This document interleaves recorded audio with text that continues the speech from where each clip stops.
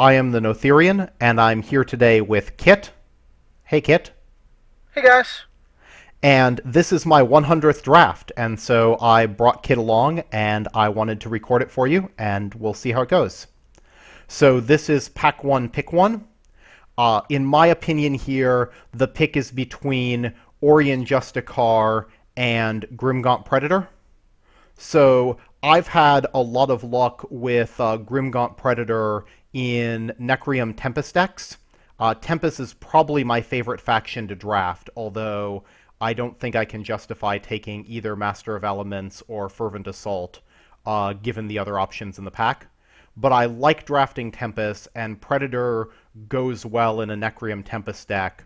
On the other hand, Aloyan is a great faction to draft, and the advantage of Justicar is it can work in pretty much any Aloyan deck, and I haven't seen as many Swarm decks recently, but for a while I was seeing a ton of Sower decks and Aetherhound decks with like Tarsus Deathweaver, which makes Justicar good. I think I take Justicar for the versatility. If I take Predator, I'm going to be unhappy if I end up in anything other than Necreum Tempest, and depending on the next pack, that's a real risk. So for me, I think that I'm comfortable saying that I would be happy, depending on the picks available in the pack, to take anything here except a Deep Branch Ancient. Obviously, in this pack, we've got a selection of quite a few good cards. So for me, I'm happy taking any of the other five, though I have to agree with Matt on what the choice is between. I don't necessarily need to take a Tempest card in order to be happy with Predator. I find that I like Predator anyways, just because on the off chance it can win you the game on its own, growing out of control. That said, I like the ability Justicar gives you to just stop certain archetypes from happening, and I find that the decks that generally win without being better than your deck are the ones that go like turn 1, 5 Hunting Packs, turn 2, Roar, Patriarch, and they just win because you can't recover regardless of the rest of their deck quality. So I'll agree that Justicar is the pick here, simply because it shuts down an archetype. It also puts you in a really consistent faction that you can play either beat down or controlling. So here we are for pick 2. This is... let's see, this is a tough one for me. I think the pick I take here is Venomfang. Fellwalker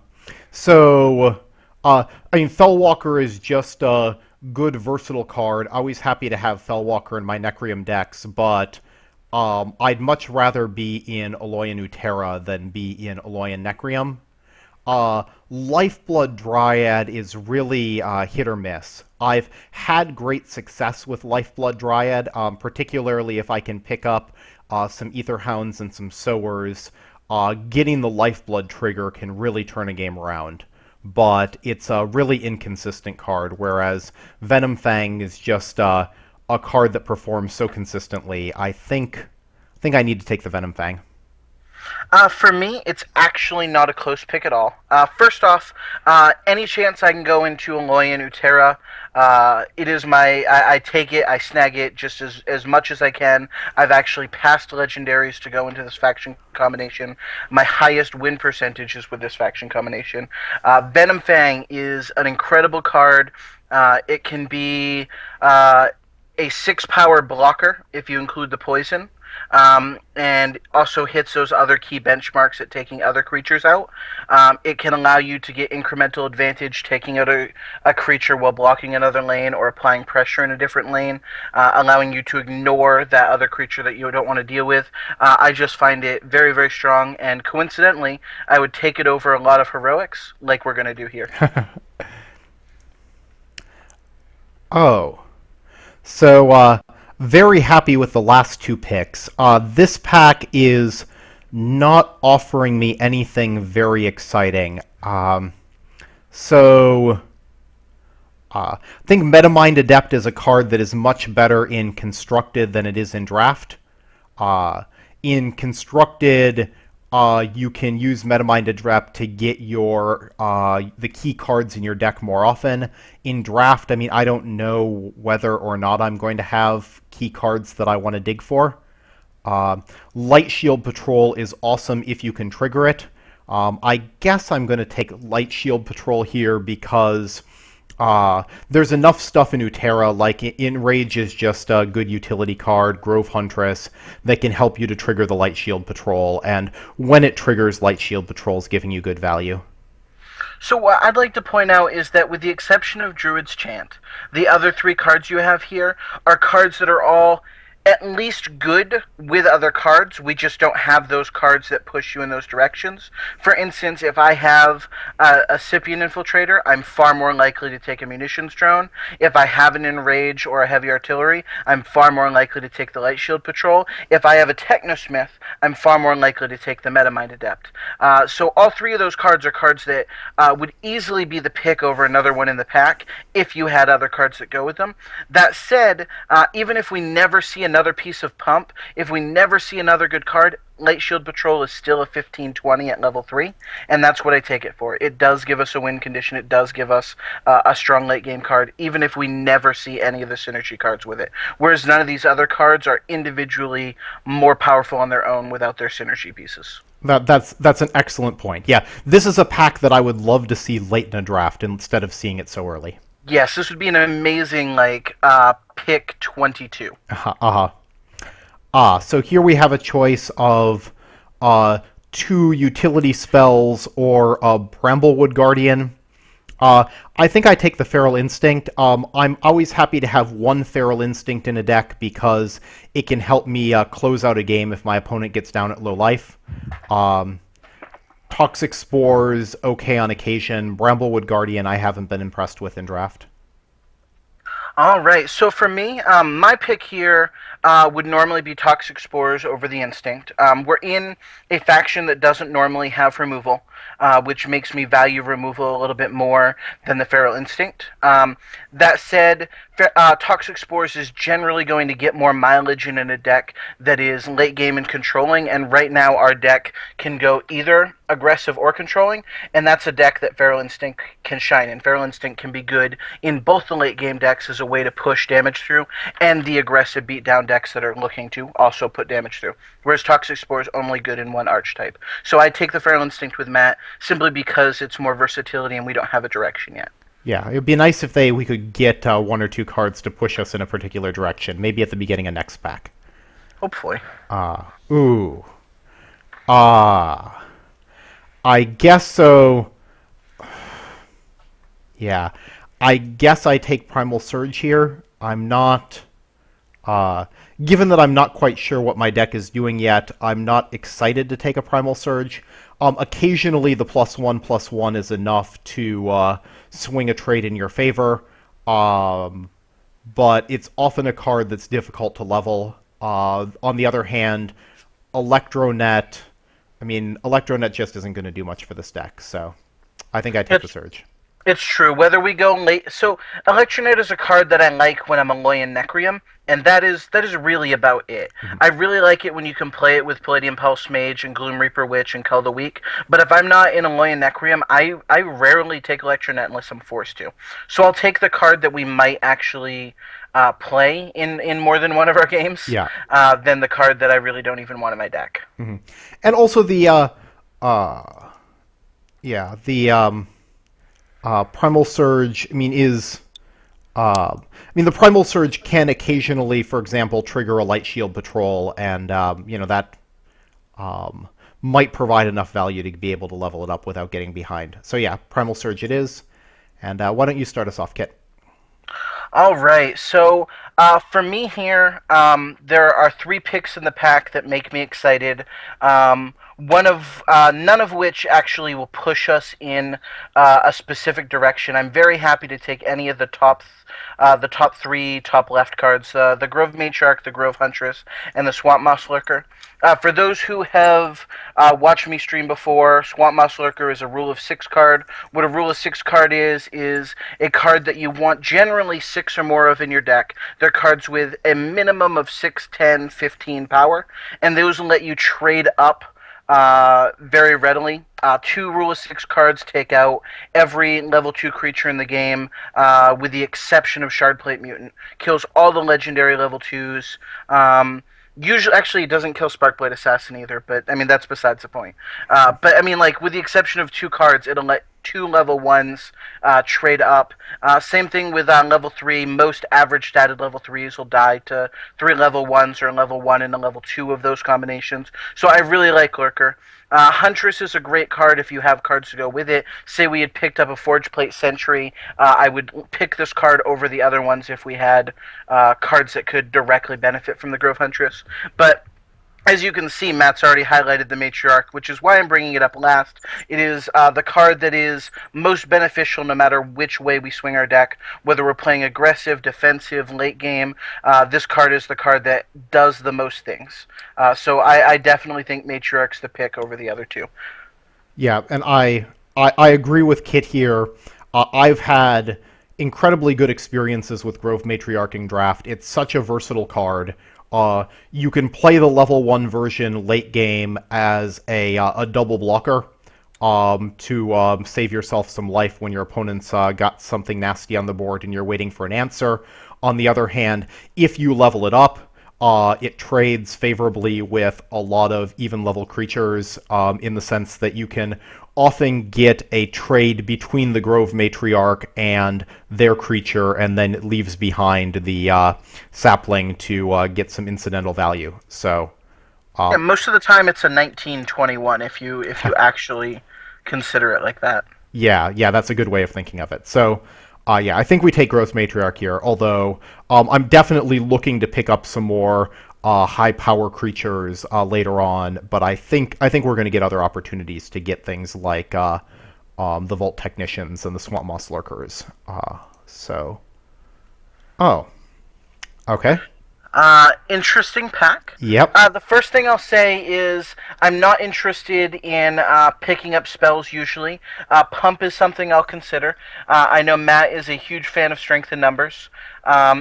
Either way, I think I'm going to take one of the two bodies here just because we already have two spells, and both of those, while they're small pump, are already pump. Strength in Numbers would just be redundant, at least this early. So for me, it's a question between Lightbringer Cleric and Aloyan Highlander. I, I mean, with us being Utera, I really don't like Aloyan Highlander. I think it's really hard to capitalize on that because so many of your creatures either produce more than one creature or they stick around after they die. It's just really, really hard to capitalize on Aloyan Highlander, which makes me lean towards Cleric with its incidental life gain and its large body. But I could be swayed to take Aloyan Highlander. What do you think, Matt? Yeah, I think there's a lot of anti-synergy between like the Grove Matriarch and the Highlander, and I'd be happy to pick up another Grove Matriarch or a Sower, a Bright Tusk Sower. So yeah, I don't think this can work. I've had success with Aloyan Highlander in like Tempest plus Aloyan before, but I don't see it in Aloyan Utera. So yeah, I like the Cleric. I think the 10/10 body at level 2 is easy to underestimate, but Cleric, the 10/10 Cleric plus the Incidental life gain makes it a great card mid to late game, and as you said, I mean, I think Strength of Numbers is a good card if we had, a little bit more in the way of, Grove Matriarchs, Ether Hounds, Bright Tusk Sowers. I definitely like Strength in Numbers. But, Coincidentally, if we had six creatures here, I would actually pick Strength in Numbers over the Lightbringer Cleric. yeah, but at this point, Lightbringer Cleric's a good body, so I think we take it. Oh wow! So there's a clear pick, and then there's a pick that I want, but I'm not going to take. For me, I generally, if I see an Ionic Ward Charger or a Forge Plate Sentry, I just slam them. I take them as soon as I can. They're cards that are really good at levels 2 and 3 and can win the game. They trade favorably with other cards their level. War Charger can be incredible on offense. So if you're playing beatdown, it's a card that can just win the game for you because they can't block it. But it's also a really good defensive creature with its higher than average butt at every level. I'm always okay taking a jetpack or two just because it can push through damage. But War Charger already does that and is a better. It's a body. So I mean, for me, it's a clear War Charger. Yeah, clear War Charger. Also, War Charger wears an Enrage very well. Yes. If we happen to get an Enrage. Also, having a Feral Instinct, I'm less worried about passing a Jetpack. It's great to have some way in your deck to get damage through late game, but you don't need a ton of those type of cards. So for me here, I don't want Force Field. We already have Venom Fang, and I'm sure that we can pick up a Toxic Spores later if we want it. So I'm hesitant to take Noxious Cloud. I'm always very happy to take a Technosmith, and Technosmith lets us play late game if we need to. If our opponent, is dirtling around during player level 1, but in such a way that we can't play aggressive, Technosmith lets us just start playing this creature. Also, Utera Aloyan is a very grindy deck in most cases. Playing a Technosmith lets you play 15/15s at level 3 while still leveling up your deck, making you less likely to stumble than they are, making you more likely to win the game. So I'm very, very, very happy to pick up a Technosmith in this faction combination, even if there were better cards in this pack. Yeah, so I'm also happy to take the Technosmith here. I think Technosmith is one of those cards that's interesting because I'm always very happy to pick a Technosmith, and in fact, I often pick Technosmith over fairly useful cards in Aloy and Utera. But I think the challenge with Technosmith is I pick it much more often than I play it. You need to be careful playing Technosmith. It's not that hard to get run over by like relatively aggressive Tempest Utera decks if you play Technosmith too eagerly early game. So I think one should apply some caution when playing out the Technosmith. Think a lot about the board position and what your opponent is trying to do to you. On the other hand, it's a great option to have in the deck, and it, like Kit said, it allows you to play late game, and sometimes that's going to be the right way to win. Oh, wow. It has not loaded yet for me, sir. Oh, I'm sorry. Oh, well then, I mean, there's a easy slam in this pack, and I'm incredibly happy to take another Ionic War Charger. Yeah, I have to wonder what the other 4 cards were to leave us this War Charger. Clearly, they were all Stonefish Giants. Right. Oh wow, this pack. It's your turn, sir. Yeah. So I think the pick here is Forge Plate Sentry. We've got a Technosmith. We've got 2 War Chargers. We've got a Justicar. We've got a Light Shield Patrol. I mean, this is a deck that's going to produce some good late game bodies. So I say take the Forge Plate Sentry. Try to find some. Try to find some pump a little bit later. Love to get an Enrage to put on like a Forge Plate Sentry or an Ionic War Charger. We need to be a little bit careful and make sure that we have enough solid stack cards like Lightbringer Cleric to get us through the early game. But this is looking to be a pretty good late game deck, and so I don't hesitate to take the Forge Plate Sentry. So I would like to say that if I could have the option to just take this pack and not see my next picks, I would take this pack. There is not a single card in this pack that I haven't been at least content taking over other cards, and at least 4 of them I actually actively want in our deck. In fact, the top 4 I just want in our deck. I think if Sentry wasn't here and it was another common, say it wasn't a Sentry and it wasn't a War Charger, I would take the Scout Drone here. But the only thing I would take over the Scout Drone are War Charger and Sentry, and we happen to have a Sentry in the pack. I'm a huge fan of Scout Drone. I love the free mechanic in Draft. Incidental blocking, incidental damage. If you have a Spring Dried, it's incidental pump on it. I really, really like Scout Drone. But, I mean, there's no way I'm going to pass a card that can potentially win you the game while also being a great trading creature. So, yeah, definitely Sentry. Do you agree about Scout Drone? I'm interested in your opinion there. Yeah, Scout. So I think you value Scout Drone more highly than I do, but Scout Drone is definitely one of those cards that is better in Draft than in Constructed, and so I think a lot of players overlook it because it's so difficult to use in Constructed. But yeah, in Draft, I've been very happy when I've ended up with a Scout Drone in my deck, especially if I'm playing a deck with Technosmith. So I think the pick here is between Swamp Moss Lurker and Enrage. So we have great cards to wear the Enrage, and I've certainly been wanting an Enrage in this deck. Uh, yeah, there's. I mean, I think the two of the best creatures. I mean, so we don't have a battle droid, but two of the best creatures to put an enrage on are Forge Plate Sentry and Ionic War Charger. You give them like an enrage 1 at level 2, and you create something that's really scary. So I think I would lean toward the enrage here. That being said, we're at like pick 11 now. We really need to start thinking about where we're going to get our high power attackers. We've got Venom Fang. We don't have much else, so I think it's early enough that I still grab Enrage, but after I grab this Enrage, I think the top priority becomes finding those high attack creatures. So for me, if it was me drafting, it's still a close pick, but I lean the other way. That said, I definitely agree that we have some of the strongest cards to take in the range. Um, I'm very worried that we're 10 picks. We've gone through 2 packs and haven't picked up what I call again the rule of 6 creatures. Um, Venom Fang is a pseudo rule of 6 creature. Hmm.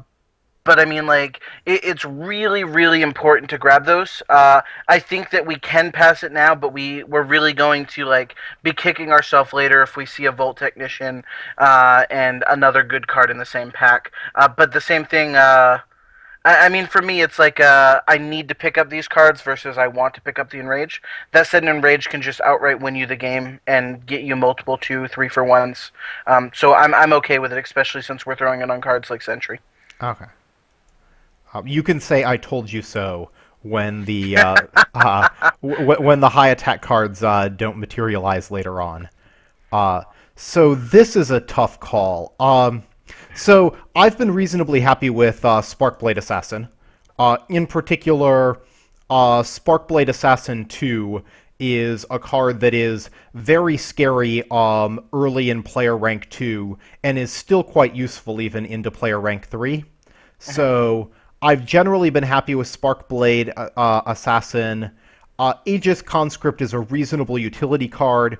I'm not unhappy to have one in my deck, but it's not something I tend to go out of my way for. We don't have the right deck for Wildwood Sower. Jetpack, I mean, never unhappy to have a Jetpack. I think for me the pick is between Jetpack and Sparkblade Assassin, and I don't know which of these two I take.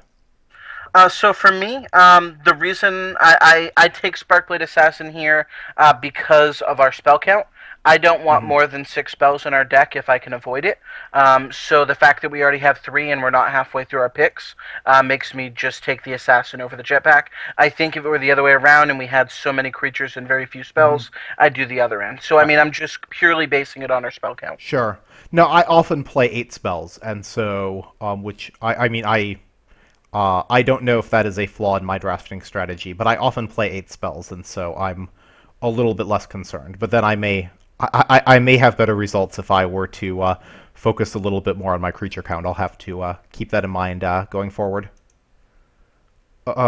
Speaking of spell count, this must be Toxic Spores. We just we don't have the deck for Bulwark Bash. I just haven't been happy with Aegis Pulse. It's never a card that I want to level early on, and the level 1 version just feels too weak to be useful late game as a level 1. Hey, you're the one who's passing Aegis conscripts. We could have had the great Bulwark Bash deck with that one conscript instead. I'm just kidding. Yeah, haha, Yeah, it's clearly the Spores. clearly the Spores. Um, yeah, okay, now, yep, we're, um, See, Bulwark Bash with Force Field. right. Got to be the Feral Instinct, but I'm not Instinct. happy to pick up a second copy of Feral Instinct, but I think that it's got to be the pick. And this is another reason why I'm always cautious about my spell count, Hmm. is because sometimes you can be forced into Yep, packs that just have spells. right. Very possible that I should be more wary of that. So why don't you lead us off here, Kit? All right, so There's a couple cards here that I'm looking at, and one that I'm very likely to take. So I'll start off with the one that I'm most likely to take, which is Battle Droid. The reason I'm interested in Battle Droid is because we have the Enrage in our deck. That alone makes Battle Droid a card worth picking up. It's really, really, really hard to deal with. An Enrage plus a level 1 Battle Droid is almost as good as a Forge Plate Sentry 2. I mean, you talk about trading 2 level 1s for a level 2. Well, I mean, now you're doing the same thing with Battle Droid as you're creating a level 2 with 2 level 1s. The other card that I'm looking for, that I'm primarily looking at, is Nexus Pilot. And the reason I'm very much looking at Nexus Pilot is because we don't have many of those 6 power cards in our deck. And the fact that Nexus Pilot you can throw in the center lane as a pressure card is very valuable, especially when you're trying to go into the late game. A turn 1 Nexus Pilot generally takes 2 cards from your opponent to deal with. That'll build up enough pressure for you to get away with playing a card like Technosmith. So that's definitely on my mind. But I mean, I really don't think we can pass the Battle Droid when we've already got 4 pump spells. Yeah, so I agree with Kit. Yeah, so in a deck with Technosmith, and also, I mean, to a lesser extent, Forge Plate Sentry is not a great pressure card early game, and so Nexus Pilot is a great complement to those late game cards. That being said, Battle Droid can be a fairly good pressure card. Your opponent plays something like a Flame Shaper Savant, and you toss a level 1 Battle Droid in front of the level 1 Flame Shaper Savant, and then they need to spend 2 cards on your Battle Droid, and so you've bought some breathing room for a Technosmith.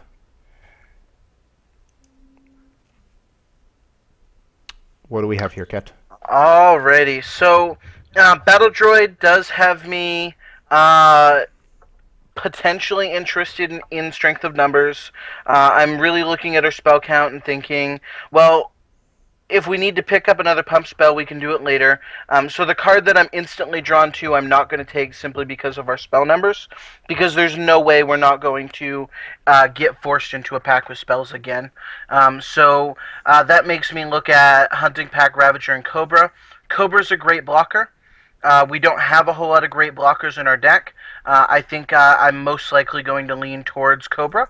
Hunting Pack is a card that I'm not happy to pick up ever. It's a card that is very high variance. I really like playing into my skill and my decisions and not whatever the dice roll for me. I mean, sometimes that can be a great strategy. It's not one I choose to employ. Fangwood Ravager's underpowered at every level until level 3. We have plenty of cards that just do that better in our deck. Fangwood Ravager's not where I want to be. I just want a good blocker. At level 2, Ghost Scale Cobra's insane. At level 1, even if you have to chump something for a turn, Ghost Scale Cobra is probably one of the better cards that you can chump with for a turn that can be level 1. There's very few cards that can chump a level 3 and make you feel happy about it at level 1, like a Ghost Scale Cobra. So Ghost Scale Cobra is my pick here. Yeah, so Ghost Scale Cobra is also my pick. We just definitely need blockers. I think that I'm more positive on Hunting Pack, but not in Utera Aloyan. In particular, I've played decks before that had multiple Spring Dryads. Actually, recently it's been harder to get Spring Dryads, but for a while I felt like I could get 2 Spring Dryads on a fairly regular basis. And tossing out Hunting Pack with Spring Dryad, I mean, yeah, it's inconsistent, but when it goes off, you just win. I mean, like Spring Dryad 2 or 3.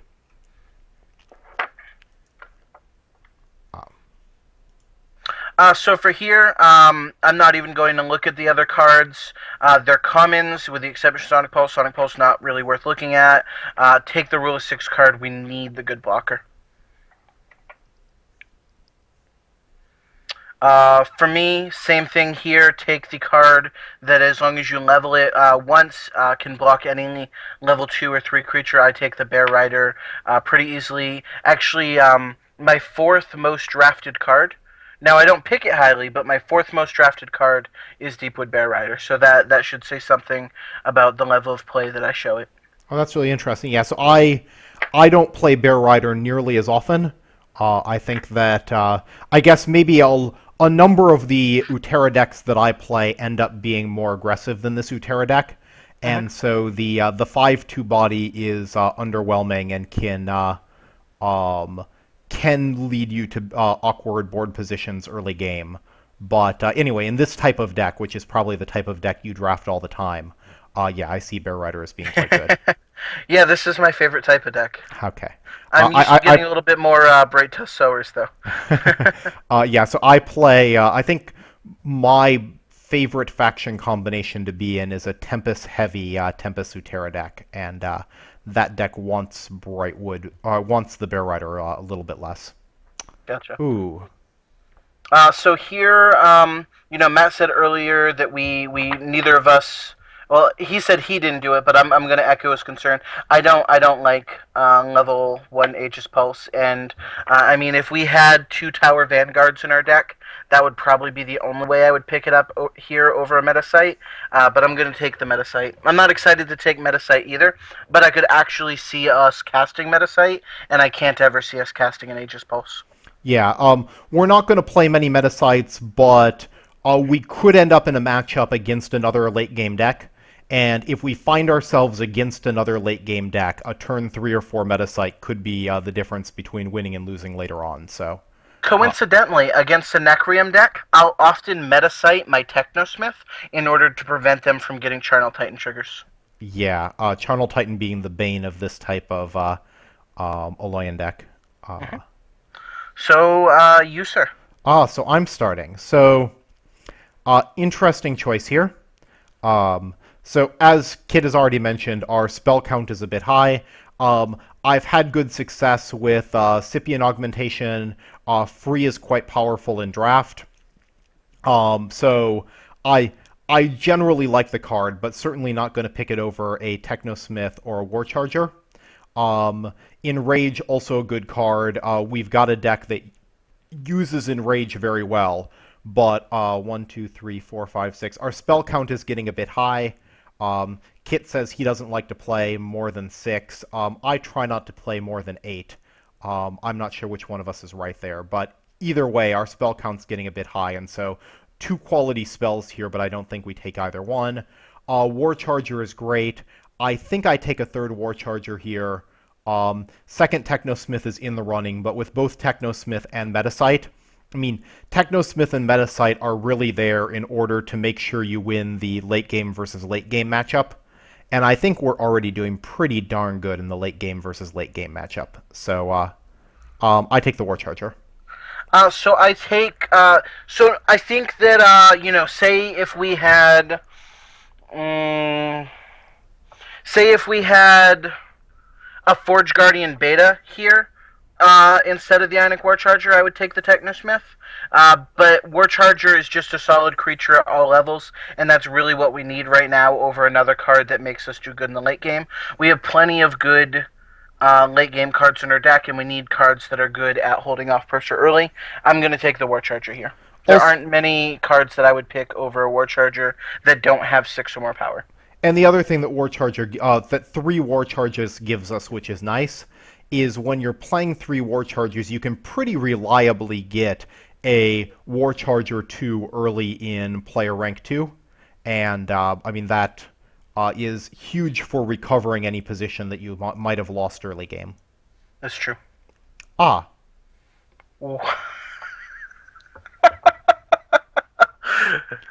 This would be an appropriate time for you to say, I told you so.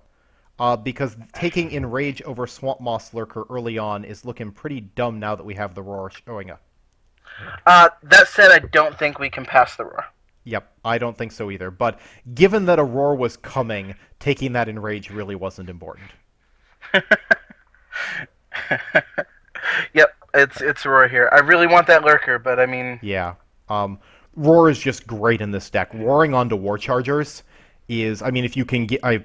play a War Charger on turn 1, turn 2 you play a War Charger plus Roar, and you've got 2 6/9 creatures with mobility. Yeah, incredibly hard to deal with. This is good, guys. Ouch. So our spell count's looking fine. We have like 4 Master of Elements, right? Yeah, right. So the consistency in this deck is going to be a little bit of a problem because we get over 8 spells, we run the risk of ending up with like spell heavy hands early game. Um, so is it probably the Toxic Spores kit? I'm thinking it's the tech upgrade. We already have a Toxic Spores, and I'm much more interested in keeping our War Chargers alive than I am in like all our late game stuff's great. I don't think we're casting Toxic Spores in level 1, Yep. so I mean I could see us casting tech upgrade in level 1.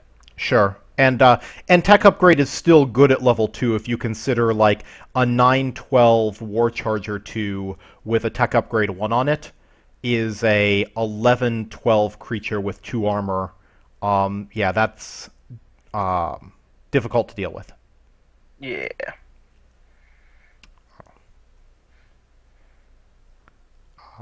So am I starting here?